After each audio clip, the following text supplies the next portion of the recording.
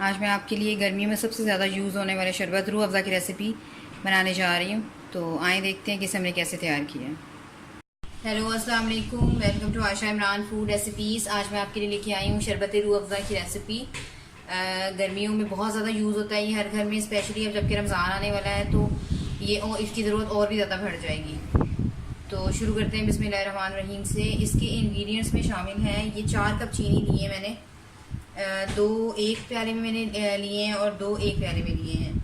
इस तरह से ये 4 टीस्पून मैंने लिया है, यानी कि क्वार्टर टीस्पून मैंने लिया है टार्ट्रिक एसिड या टार्टरी, और हाफ़ टी स्पून मैंने लिया नमक। उसके अलावा ये फूड कलर लिया है मैंने, लिक्विड फूड कलर नहीं लिया था मैंने, इसलिए अब पानी में मिक्स किया है, इसलिए आपको ये ज़्यादा लग रहा है। मतलब ये मेजरमेंट के साथ लिया था मैंने और फिर उसको पानी में मिक्स कर लिया। इसके अलावा ये एसेंस जाएगा इसमें रूह अफ़ज़ा का, और क्यूड़ा शामिल होगा। इसके अलावा ये गुलाब का अर्क ये भी यूज़ करूँगी मैं, और मेजरमेंट के साथ ये पानी। सबसे पहले अपनी जो 2 कप चीनी है, एक पतीली लें, उसमें 2 कप डाल दें चीनी, और मेजरमेंट के साथ जो है 1.5 कप हमें इसमें पानी डालना है। फ़िलहाल 1.5 कप पानी डालना है, 1 आधा। इसके अलावा इसमें ये टार्टरी, स्ट्रिक एसिड और नमक ये भी चला जाएगा। और अब हम इसको जो है चूल्हे पे चढ़ा देते हैं। चाशनी हमारी जो है वो पकनी शुरू हो गई है। इसको पकते हुए 1-2 मिनट हो गए हैं, लेकिन आपने कम से कम 5-6 मिनट इसको पकाना है।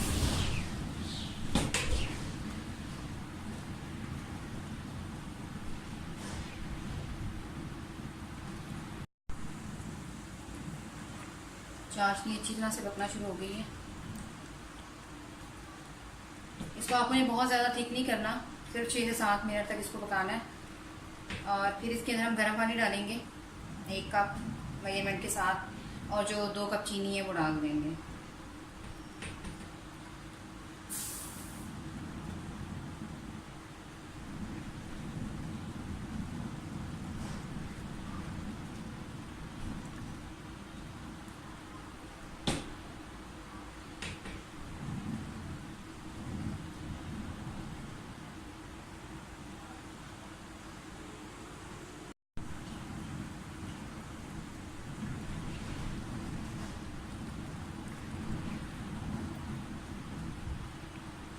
इसको पकते हुए 5-6 मिनट हो गए हैं।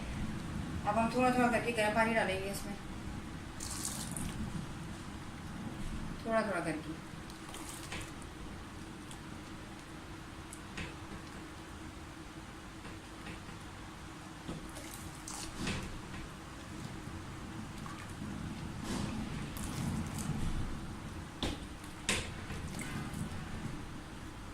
अब ये जो इसमें बाकी 2 कप चीनी है ये भी चली जाएगी। सिर्फ 3-4 मिनट और पकाना है हमने इसको। और अब आप अपना ये फूड कलर डाल सकते हैं बीच में।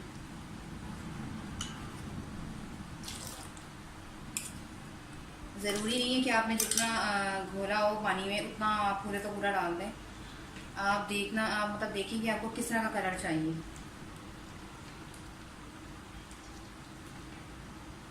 थोड़ा सा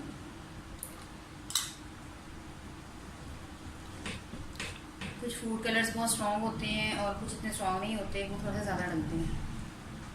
एसेंस, क्यूड़ा और रोज़ वाटर ये मैं बाद में डालूँगी।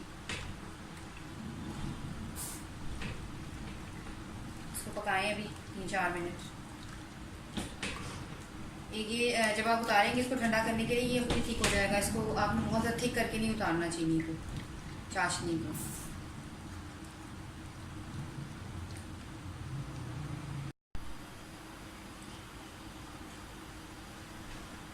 शरबत हमारा पकना शुरू हो गया।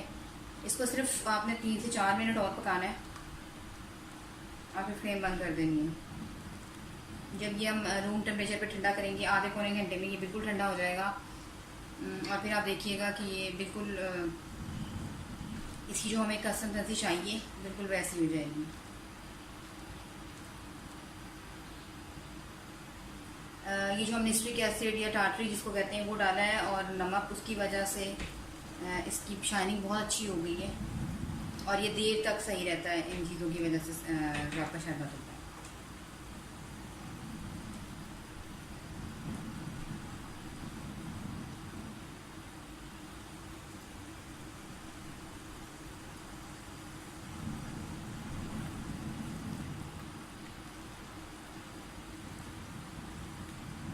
अगर मैं आपको मेजरमेंट बताऊं तो इसमें 4 कप जो हैं वो चीनी के गए हैं और 2.5 कप पानी गया है इसमें। तो बस आपने ये मेजरमेंट रखनी है, उसके हिसाब से बस आपने अपना शरबत बनाना है। और जिस हिसाब से आप अपनी चीनी बढ़ाते जाएंगे उसी हिसाब से आप चीज़ों का मेजरमेंट बढ़ाते जाएंगे। बस ये तैयार है, और बाकी जो है ये इसकी जो सही शक्ल निकलेगी वो इसके ठंडे होने के बाद निकलेगी। अब मैं फ्लेम बंद कर दूँगी और इसमें क्योड़ा और इसका जो एसेंस है रूह अफ़ज़ा का वो डालूँगी और रोज़ वाटर डालूँगी। रूह अफ़ज़ा का जो एसेंस है और क्योड़ा है ये आपने बहुत ध्यान से डालना है। ये 1/4 टीस्पून जो है बहुत है, और क्योड़ा उससे भी ज़्यादा ध्यान से डालना है, क्योंकि क्योड़ा जो है वो अगर थोड़ा सा भी ज़्यादा डल गया तो कड़वा हो जाएगा शरबत। 4 टीस्पून 1/4 टीस्पून नाप कर, इससे ज़्यादा ज़रूरत नहीं है क्योड़ा।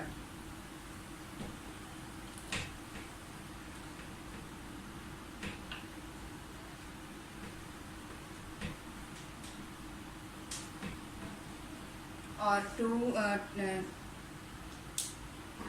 2 टेबल स्पून में इसमें गुलाब का रोज़ वाटर डालूँगी।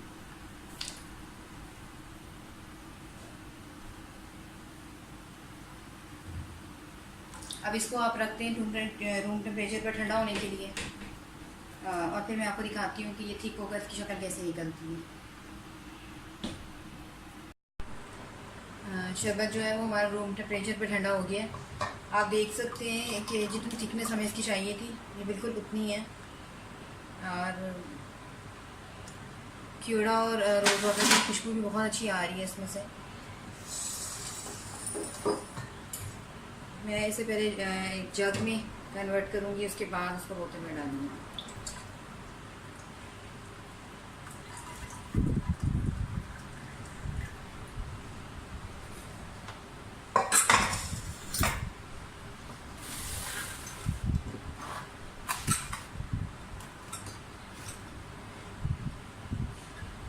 थ्री to 4 टेबल स्पून या 2 to 3 टेबल स्पून बहुत है एक ग्लास के लिए।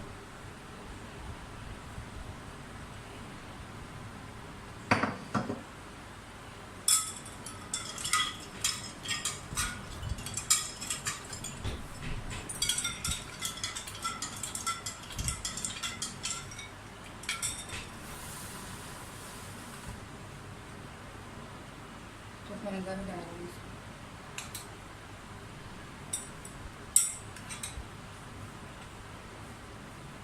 उम्मीद करती हूँ मेरी आज की रेसिपी भी आपको पसंद आई होगी। अगर आपको मेरी रेसिपीज़ पसंद आ रही हैं तो प्लीज़ मेरे channel Ayesha Imran food recipes को सब्सक्राइब कीजिए, लाइक कीजिए, शेयर कीजिए और बेल का बटन दबाइए ताकि मेरी आने वाली नई रेसिपी फौरी आप तक पहुँचे। अगली रेसिपी तक के लिए अल्लाह।